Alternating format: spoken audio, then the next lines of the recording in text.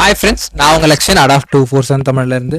So இன்றைக்கி என்ன பார்க்க போகிறோம் அப்படின்னா, நம்ம சிஹெச்எஸ்எல் உடைய ஒரு சேலரி கம்பேரிசன். ஓகேங்களா? ஸோ சிஹெச்எஸ்எல்ல எந்தெந்த போஸ்ட்டுக்கு என்னென்ன சேலரி இருக்குது அப்படின்னு சொல்லிட்டு அது ஒரு சின்ன ஒரு கம்பேரிசன் தான் பார்ப்போம். ஸோ மேக்ஸிமம் எல்லாமே நல்ல ஒரு சேலரியாக தான் இருக்க போகுது.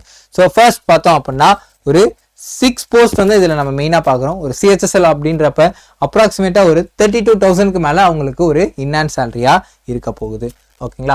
ஸோ சிஹெச்எஸ்எல் கம்பைன்ட் ஃபர்ஸ்ட் சிஹெச்எஸ்எல்னா என்ன அப்படின்றத பார்த்தீங்க அப்படின்னா, கம்பைன்ட் ஹையர் செகண்டரி லெவல். ஒரு 12th ஸ்டாண்டர்ட் முடிச்சிருக்கீங்க அப்படின்னா, நீங்கள் ஒரு கவர்மெண்ட் ஆஃபீஸர் ஆகணும் அப்படின்னா 12th முடிச்சுட்டு மினிமம் ஒரு 12th குவாலிஃபிகேஷன் இருக்கு அப்படின்னா நீங்கள் கண்டிப்பாக என்ன பண்ணலாம், இந்த எஸ்எஸ்சியோட சிஹெச்எஸ்எல் வந்து நீங்கள் ட்ரை பண்ணலாம். ஓகேங்களா?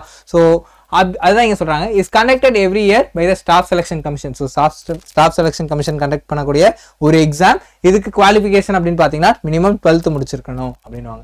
ஓகேங்களா? என்ன மாதிரி போஸ்ட்டுக்கெல்லாம் ரெக்யர்மெண்ட் நடத்துறாங்க அப்படின்னு பார்த்தீங்கன்னா, எல்டிசி, அடுத்து junior secretariat assistant, postal assistant, sorting assistant மற்றும் டேட்டா என்ட்ரி ஆப்ரேட்டர், இது போன்ற போஸ்ட்டுக்கெல்லாம் வந்து இந்த எக்ஸாம் மூலியமாக தான் ரெக்யர்மெண்ட் பண்ணுறாங்க. ஓகேங்களா? சரி, எந்த மாதிரி செலெக்ஷன் இதில் செலெக்ஷன் ப்ராசஸ் என்ன இருக்க போகுது அப்படின்னு பார்த்தீங்கன்னா, டயர் 1 இருக்கும், டயர் 2 இருக்கும். அந்த டயர் 2க்கு வந்து கூடவே இது டிஸ்கிரிப்டிவ் கிடையாது. ஸோ டயர் 2மே வந்து உங்களுக்கு இதுதான். ஓகேங்களா? ஸோ டயர் 2 வந்து டிஸ்கிரிப்டிவ் கிடையாது. ஸோ டயர் 2 ப்ளஸ் அது கூட உங்களுக்கு ஸ்கில் டைப்பிங் டெஸ்ட் இருப்பாங்க. ஓகேங்களா? அடுத்து ஓகே, ஸோ நெக்ஸ்ட்டு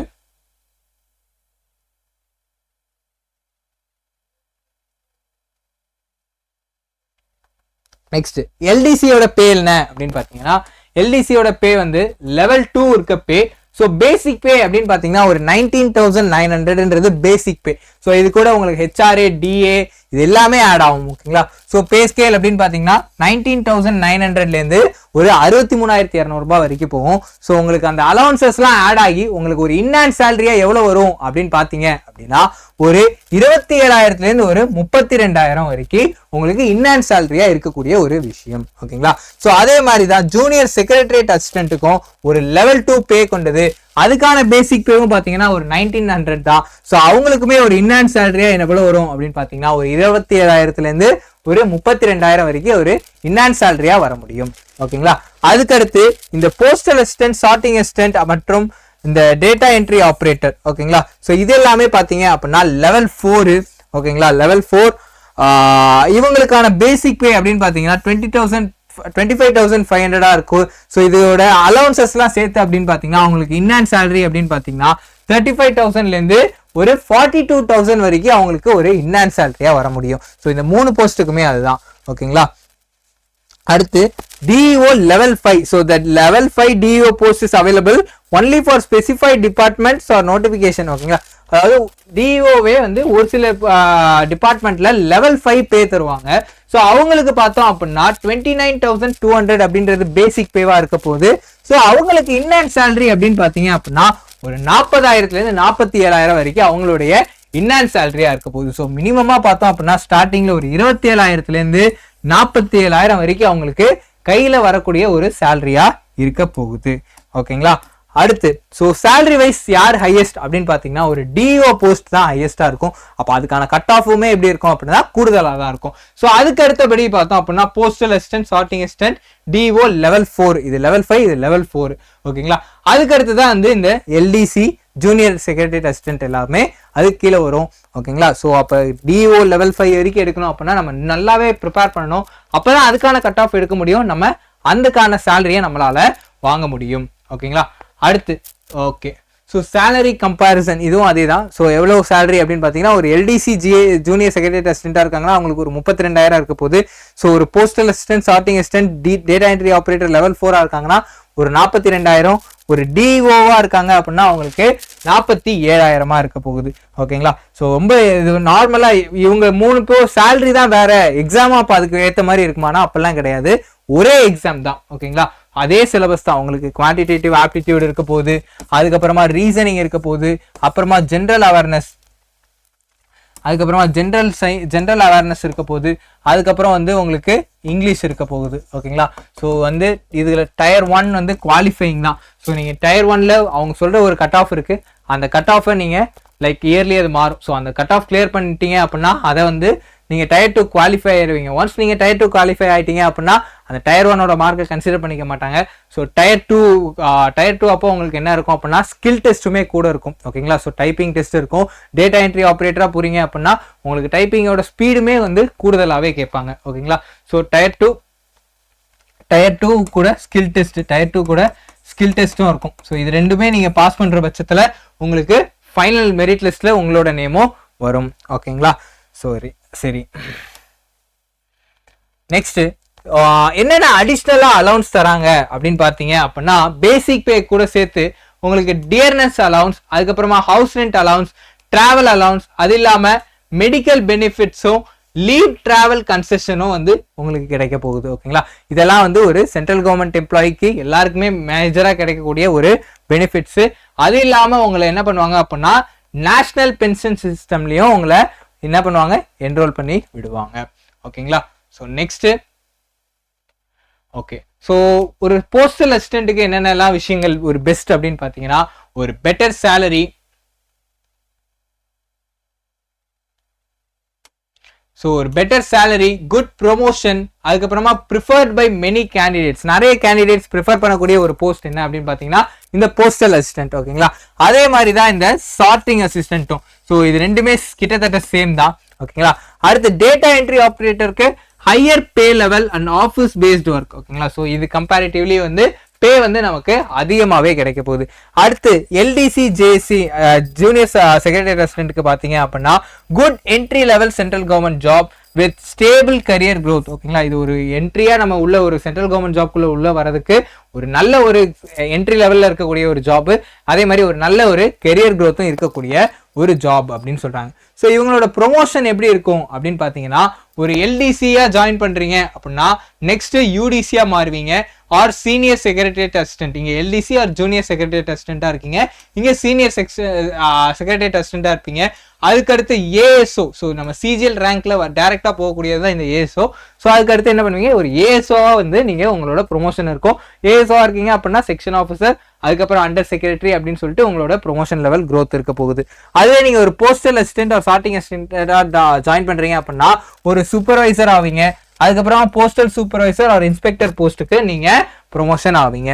அடுத்து டிஓவா இருக்கீங்க அப்படின்னா அடுத்து என்ன ஆவீங்க அப்படின்னா senior data and systems roles, அந்த மாதிரி சீனியர் லெவல்ல போவீங்க. இது வந்து டிபார்ட்மெண்டல் எக்ஸாம்ஸும் சீனியாரிட்டி பேஸ் பண்ணியே உங்களோட ப்ரொமோஷன் இருக்கும். ஸோ நீங்க ப்ரொமோட் ஆக உங்களோட பேசிக் பே இன்க்ரீஸ் ஆக போகுது. பேசிக் பே இன்க்ரீஸ் ஆச்சுன்னா ஆட்டோமேட்டிக்கா உங்களோட எல்லா அலவுன்ஸும் இன்க்ரீஸ் ஆகும். கண்டிப்பா உங்களோட இன்ஹான்ஸ் சேலரியுமே வந்து கூடுதலாகவே போகும். ஓகேங்களா? how your salary keeps growing. so dearness allowance வந்து revised twice a year. so DA என்ன பண்ணுவாங்க அப்படின்னா ஒரு வருஷத்துக்கு 2 முறை ரிவைஸ் பண்ணுவாங்க.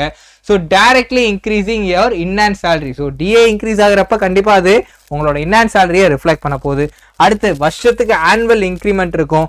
ரஃப்லி 3% to your basic pay. உங்க பேசிக் பேலேருந்து ஒரு 3% கிட்ட உங்களோட ஆனுவலா ஒரு இன்க்ரிமெண்ட் கிடைக்க போறாங்க.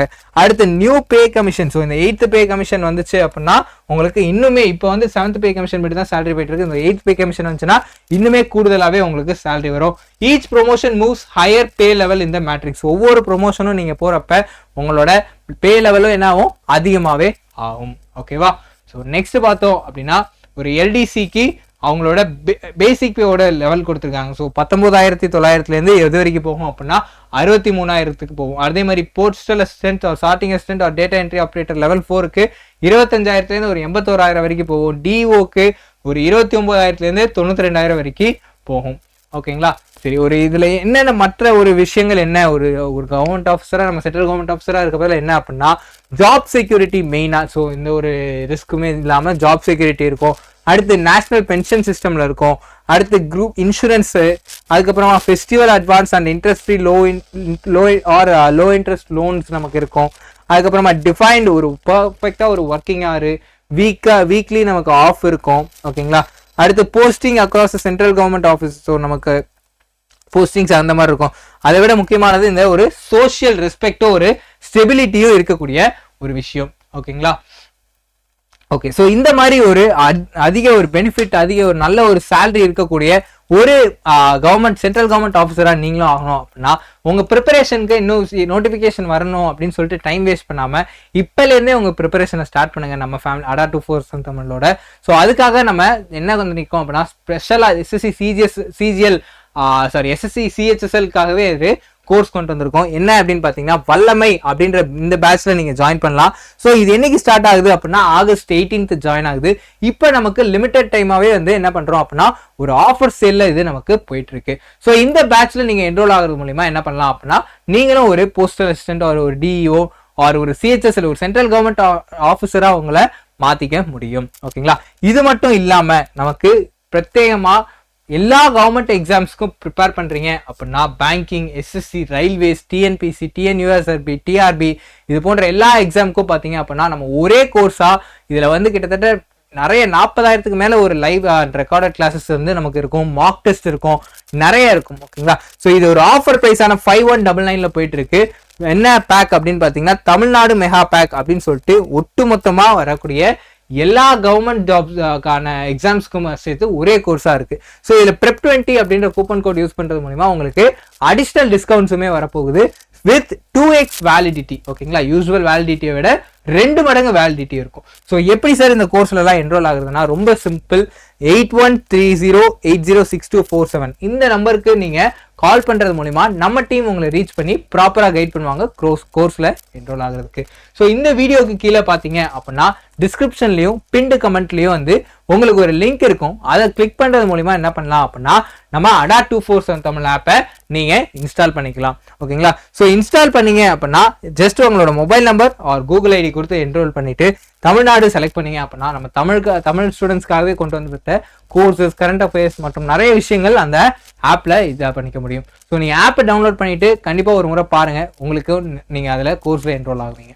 ஓகேங்களா, so okay, so thank you students. இதே மாதிரி நெக்ஸ்ட் ஒரு வீடியோவில் நம்ம பார்க்கலாம். தேங்க்யூ.